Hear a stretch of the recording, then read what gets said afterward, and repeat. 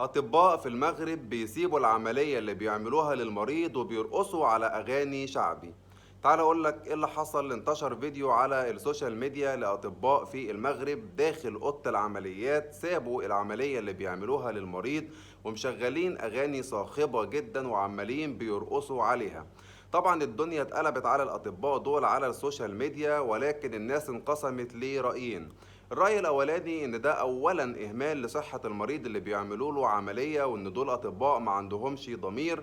والرأي التاني بيقول إن عادي إن إحنا نشغل موسيقى في العمليات، بالعكس الموسيقى الهادية ممكن إن هي تساعد الدكاترة على التركيز بشكل أكبر. لكن طبعا الهجوم على الدكاترة كانوا بيقولوا إن الموسيقى ما كانتش هادية ودي كانت أغاني شعبي وعمالين بيرقصوا بشكل غريب جدا، وإن هم كده كمان ما بيحترموش مهنة الطب.